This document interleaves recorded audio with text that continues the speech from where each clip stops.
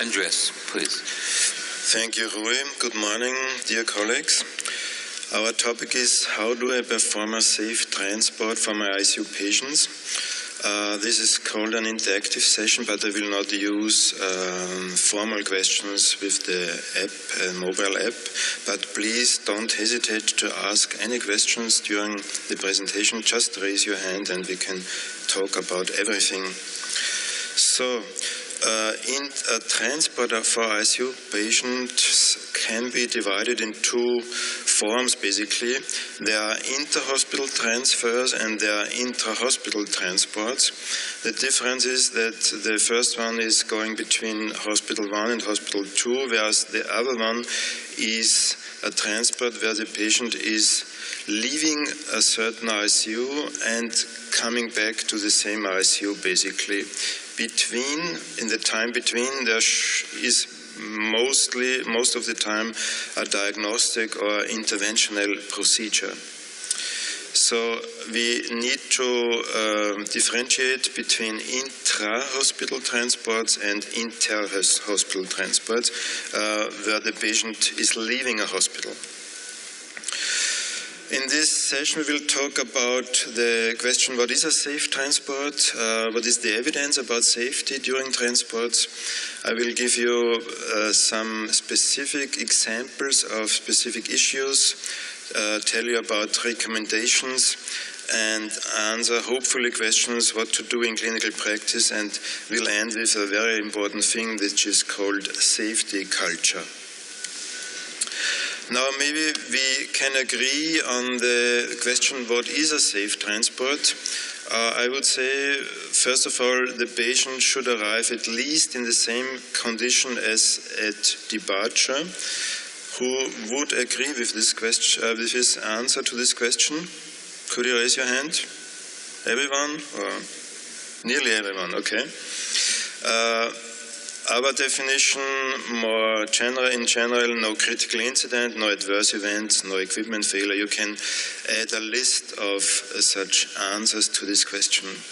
But as I said, at least we should make sure that the patient arrives in the same condition as at departure from the ICU. Now, this is not as easy as it seems at the first glance, and we should acknowledge that the patient is at a certain risk, and risk is a probability of a favorable outcome.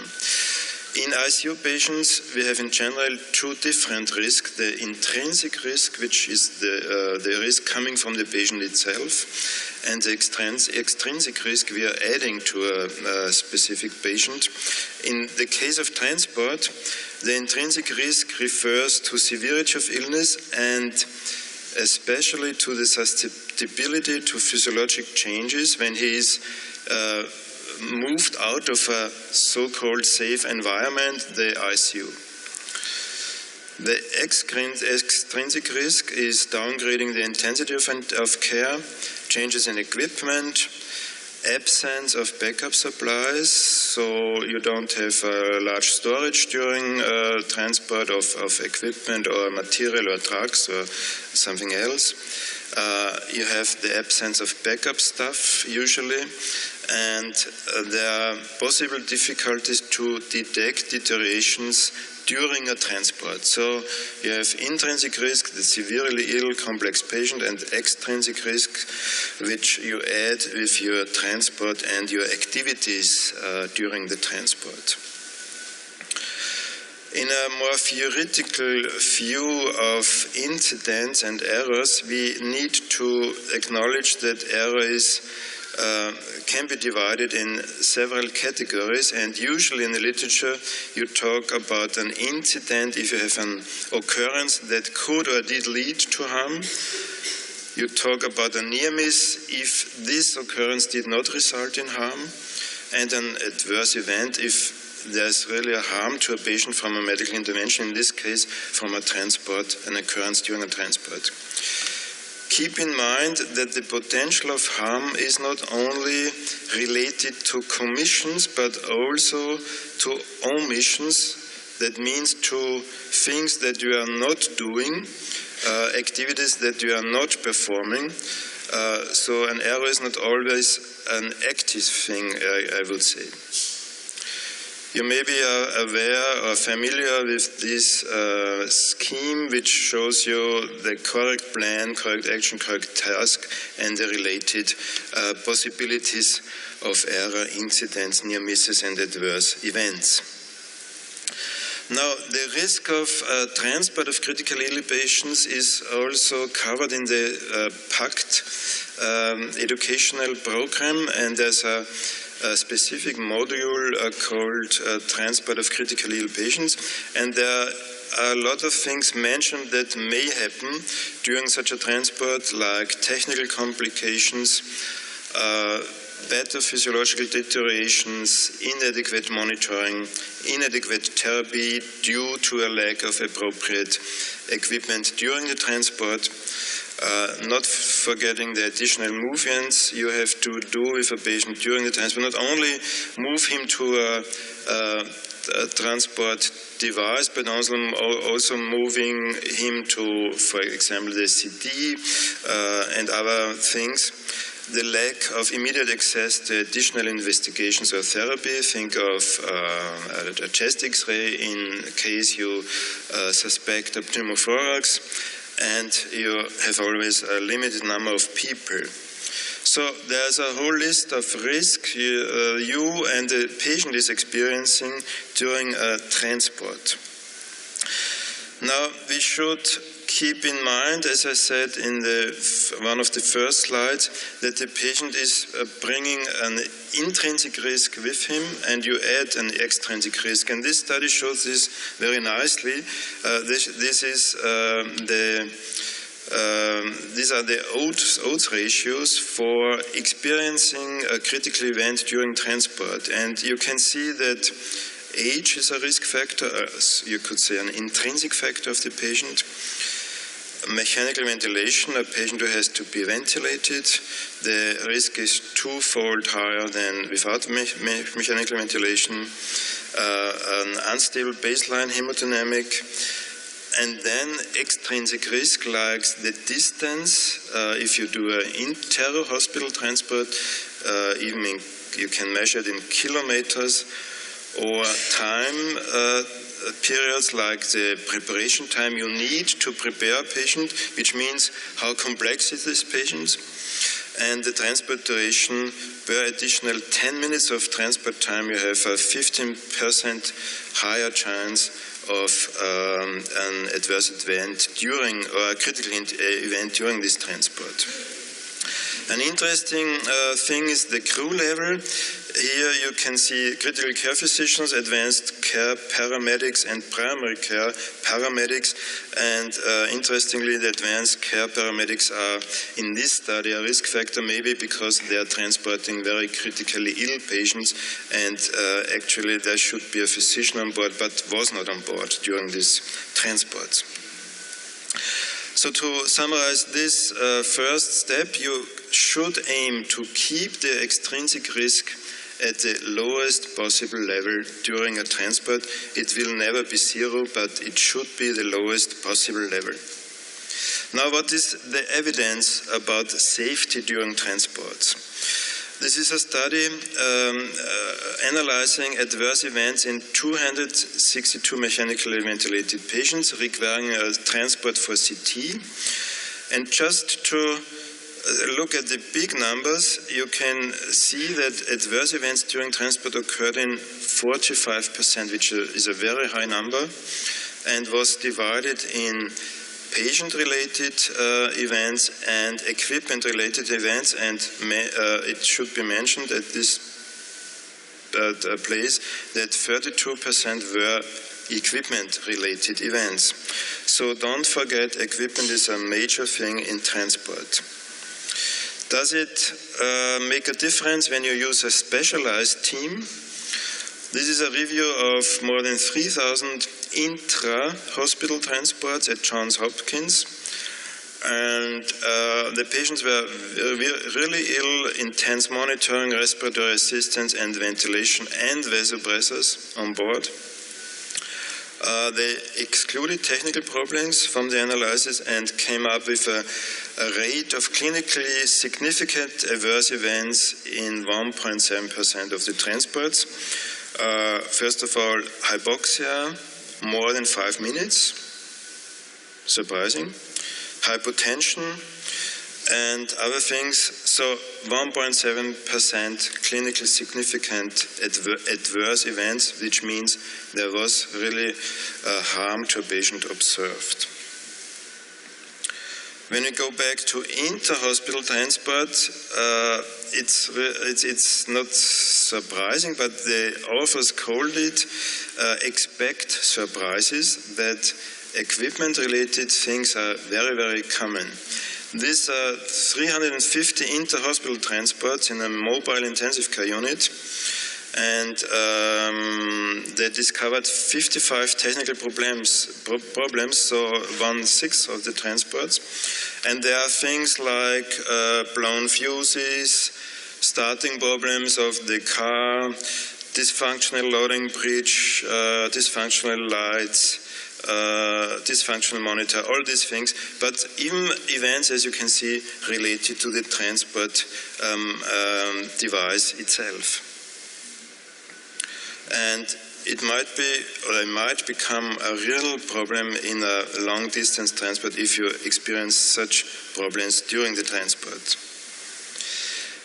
It's not only about equipment problems. In this study by Beckman, they came up with the conclusion that 61% of the events or incidents were related to patient and staff management issues. That means poor communication, inappropriate use of monitoring, incorrect setup of equipment and such things. So as always in patient safety, there's a big and huge human factor in the occurrence of events, and I'm convinced that you cannot lower this human factor to zero or to a risk reduction to zero, but we need to work on the limitation of the human factor in this field.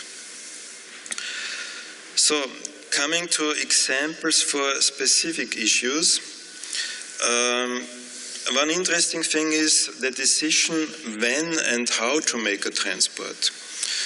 And this interesting study from the Netherlands is a survey with 78 heads of Dutch ICUs, and these physicians were provided with 16 case vignettes and had to answer some questions, and this is the result. They came up that there was agreement on the following things: that a patient is definitely transportable in this field. You can see it's not for sure in no patient. And there were questionable situations where the agreement was not very good, or the agreement was that this patient is not transportable. And it relates to patients on noradrenaline, more than 0.6 micrograms, on patients with arterial oxygenation below 56 millimeters Hg,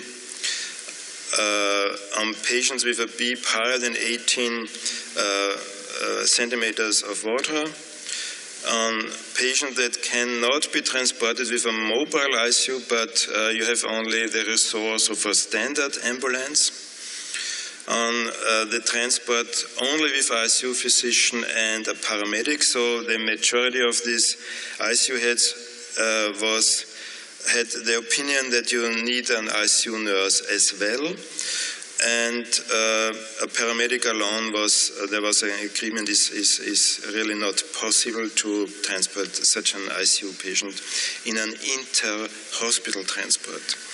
So you need to consider when you decide to transport a patient, especially when you decide to transport him outside of the hospital, that you need certain resources for such a transport. Coming into more specific things like mechanical ventilation and the use of infusion pumps, just to highlight some things. You must be familiar with the interface of ventilators, and the ventilators are not always the same as in the ICU. And this is an interesting simulation study, shows the problem. In this study, 20 emergency physicians were asked to use in a simulation model these two respirators, and they were not familiar with either of these respirators. And you can see that the error rate is quite different between these two respirators, because the interface is more intuitive in this equipment as in the other one. So the message is you need to be familiar with the equipment you use during a transport, and you should make sure that the physician in charge during the transport is familiar with the whole equipment. There are other surprises like blown fuses, as mentioned before, but even very specific things like this one, the connection of a gas bottle and a gas tank via an Y connection drain, and it could lead to the situation where the gas from the gas bottle is drained back to the tank, and you end up with an empty gas bottle when you change the environment and go out of the car. Another surprise could be if you're not aware that gas is in many transport ventilators the driving force, and so you have an unnoticed gas consumption that can reach 30% of the total gas consumption. And you should be aware of this specific issue of your transport ventilation equipment. What would you do if you have some oxygen saturation decrease during a transport? It would be a good idea to use or to think in a structured way. Is there displacement of the sensor? Do we have a bad or a good signal? Is there deterioration of perfusion, decreasing the signal? Do we have patient-related problems like an airway obstruction or a pneumothorax? What's about the hoses and valves? What's about the ventilator? Is he really delivering what he should do? And the gas supply. So to have a checklist in your head and go through if oxygen saturation decreases during the transport.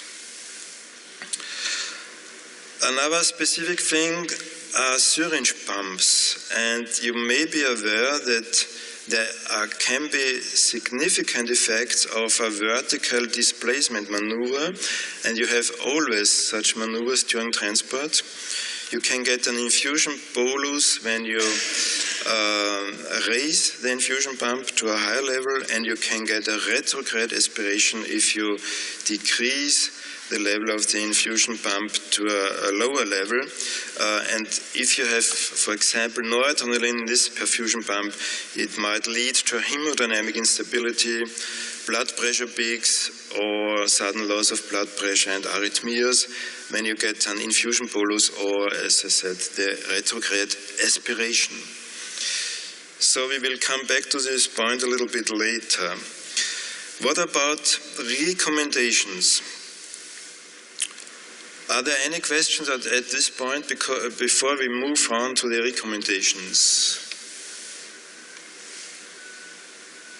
No? Okay. So we move on to the recommendations. As I mentioned before, in the BACT educational program you can find this module, patient transportation, which is a quite nice overview of the problems you might experience during a transport and the preventional steps. Another nice paper is this one, Recommendations for the Intra-Hospital Transport of Critically Ill Patients from Benoit Fanara. And I will go through the main point of the paper. It's a checklist. And they came up with the recommendation that, first of all, you need to prepare, of course. You need to provide the specific patient levels, prepare equipment, adapt it to the procedure, which is an important point. Think of an MRI procedure where you need another equipment, as in a conventional CT scan, provide sufficient medication, O2 and electrical reservice.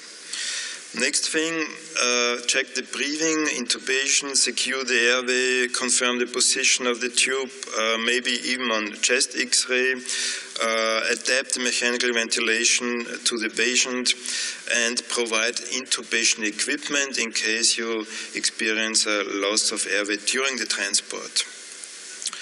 Next point, circulation. What's about the route for venous access?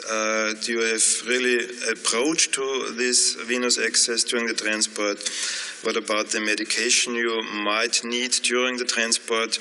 And you need to adjust alarms, because you need maybe a broader range of alarm criteria for transport than during the very stable ICU situation. Last but not least point, lines, cables and drainage tubes. Secure all these tubes, trains and lines, and be aware and make sure that these lines are really functioning. As mentioned before, there is a question about the transport team, about the experience of the transport team, about the number of attendees and escorts during the transport, and the transport organization with respect to the route and way of the transport. Do you need elevators? Do you need a car even in a hospital, because this hospital has more buildings? And all these things need to be considered before the transport. And finally, check the clinical stability before you go ahead with the transport and leave the ICU. Now, what should we do in clinical practice? First of all, we need to consider the question, shall we even transport this patient? The indication. Ask you the question, what is the aim? Will the results really have clinical consequences? Avoid any transport you do not need, because it will not have clinical consequences for the patient. It will not alter therapy or management of the patient. Will the expected benefit outweigh the risks? I've shown you that every transport is associated with a risk, and will you really gain such an information that the benefit of this information will outweigh the risk? Is the patient really stable enough, and is it the right point in time, or can you wait, stabilize the patient and do the transport one day later, for example?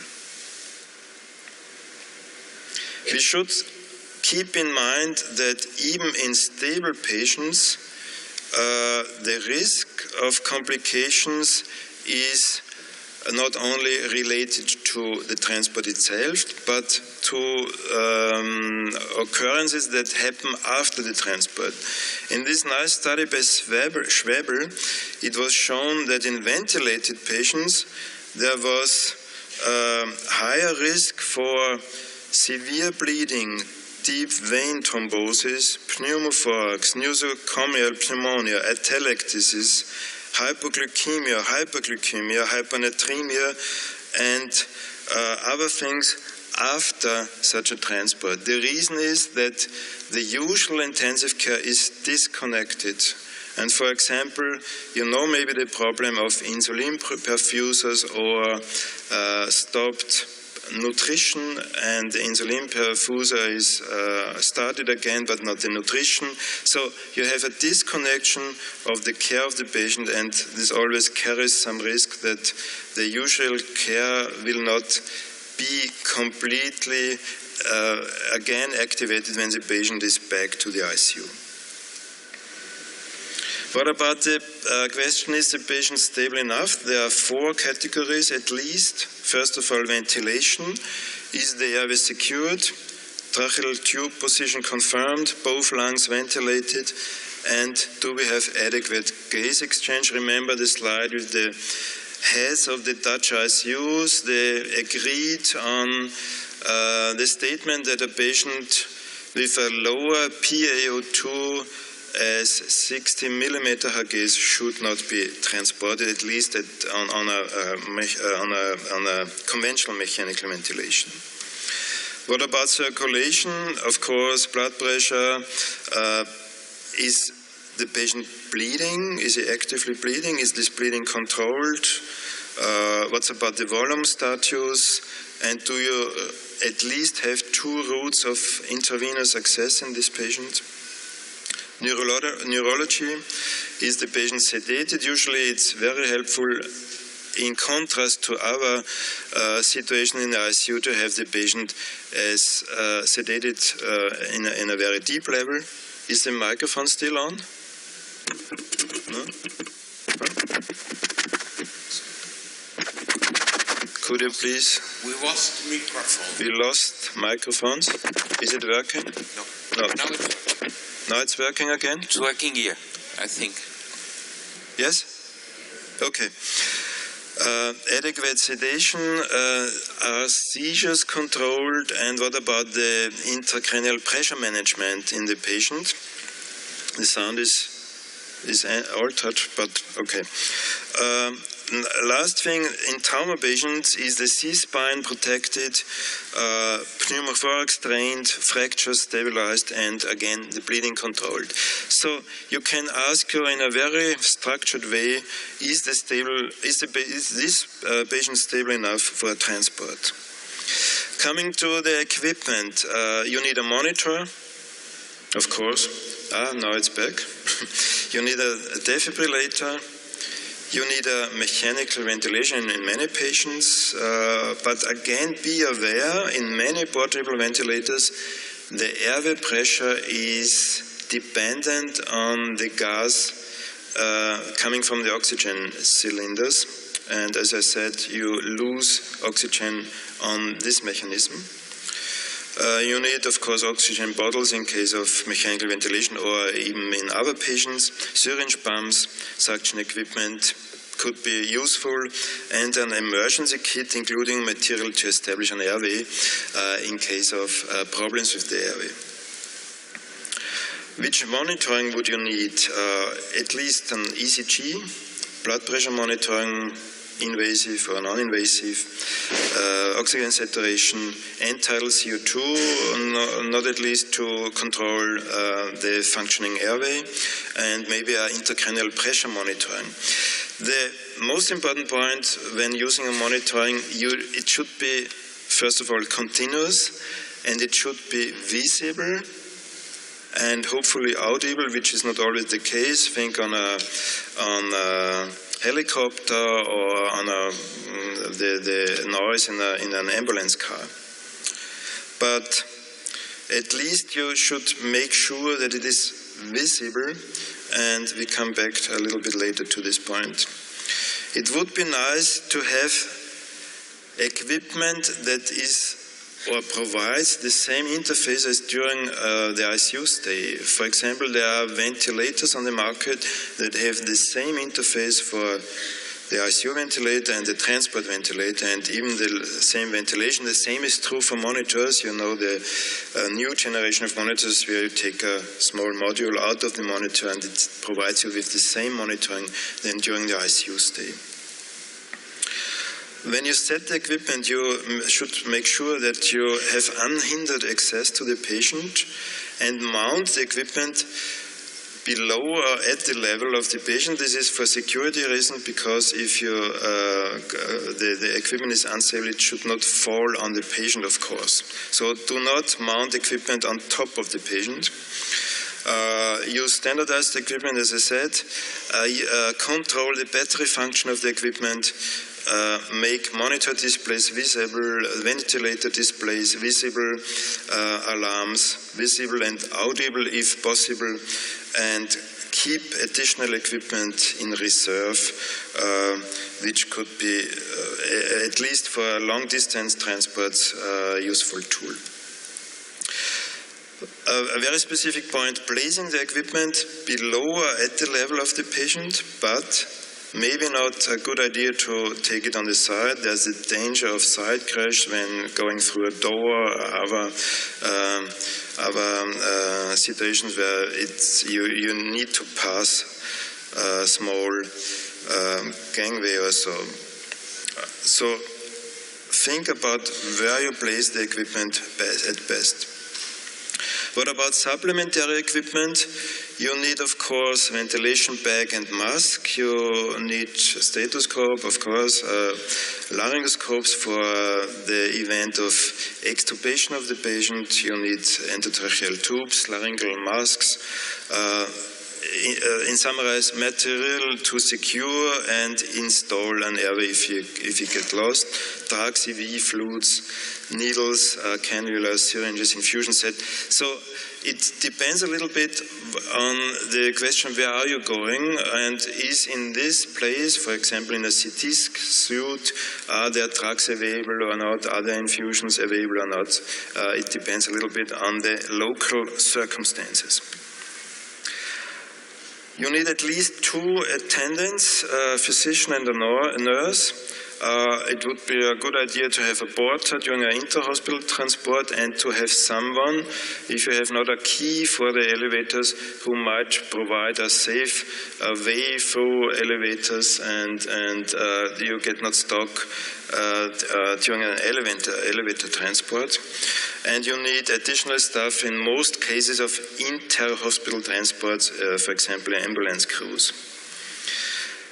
If you go in a transport situation, would it be a good idea to have dedicated transfer teams? I'm not sure about this point, because a transfer team which comes to a patient that is not known by this team adds maybe additional risk.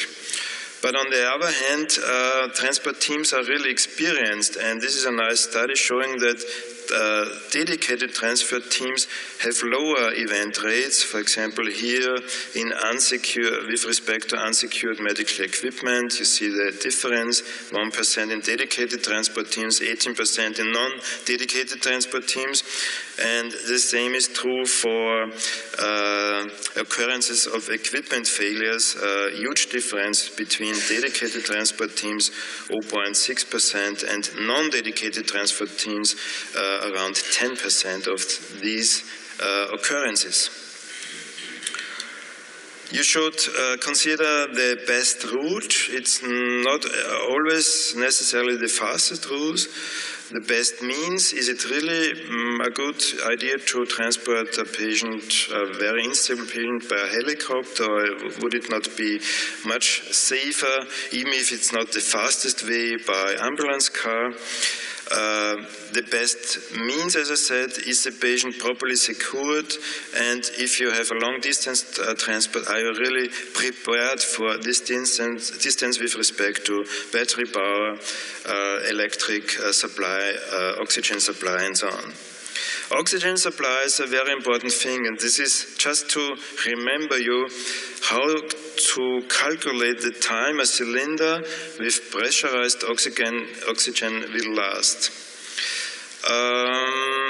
If the cylinder displays a pressure of 200 bars, the amount of oxygen available will be as follows. Oxygen cylinder capacity in liters multiplied by oxygen pressure in bar will give you the amount of gas in the cylinder, which is 1,000 liters of oxygen. So, you know, 1,000 liters.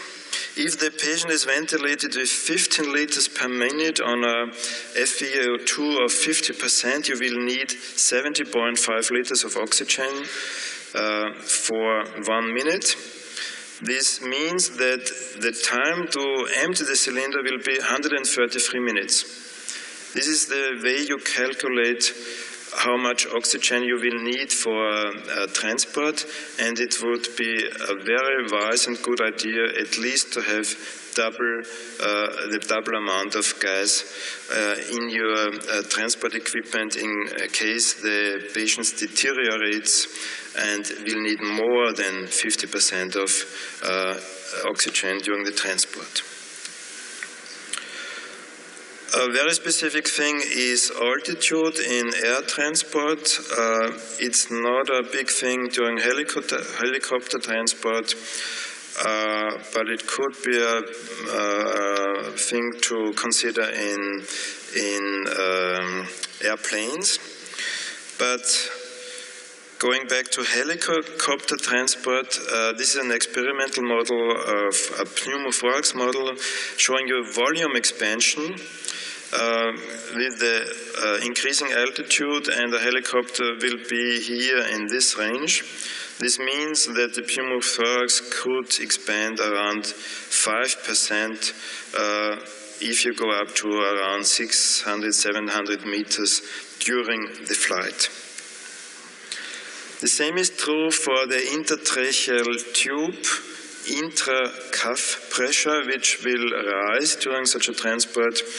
And it's an interesting observation from, derived from 113 intubated patients during helicopter transport, that at a cruising altitude of around 700 meters, the intercuff pressure was in most of the patients more than 30 centimeters of water column.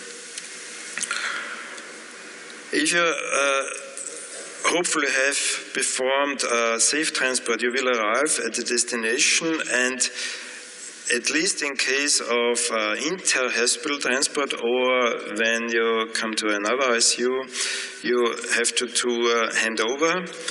First of all, assess the patient and the environment, move the patient carefully back to the position where he was or where he is arriving, secure the airway, establish new monitoring, establish new ventilator, do a complete handover, a complete information, tell the physician getting in charge of the patient as much as possible about the transport, and document the transport.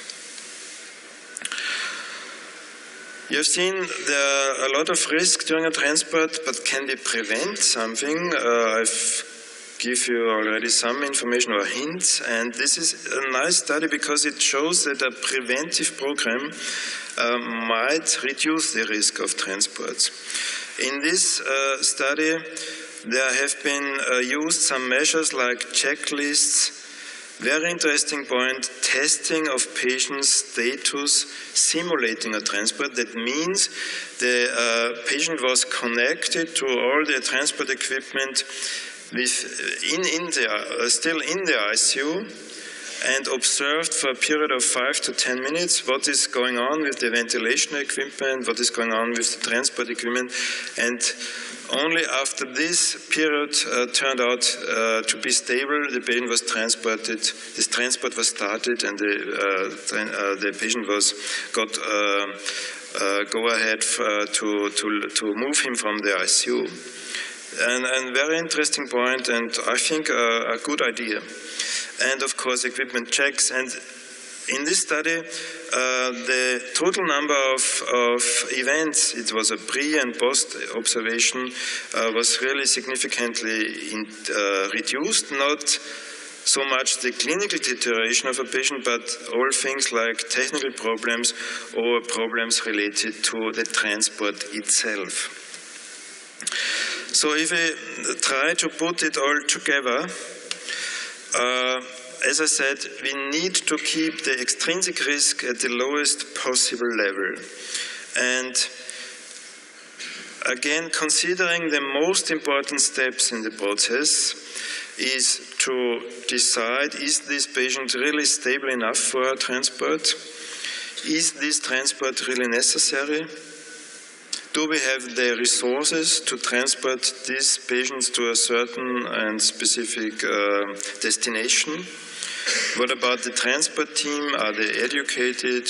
Did they have some training in transport, or are they at least experienced in transporting a patient? Most of ICU staff is usually experienced with transporting patients to a CT scan or to a radiology department. What about patient optimization? Can we wait, maybe stabilize the patient for a few hours or a day or so and prepare him for the transport, establish an airway, secure the airway, and stabilize him on the transport equipment before you leave the ICU. Remember the point in the last study I showed you. It is a good idea to make a test period with the transport equipment in the ICU. Equipment checks and route planning I have mentioned.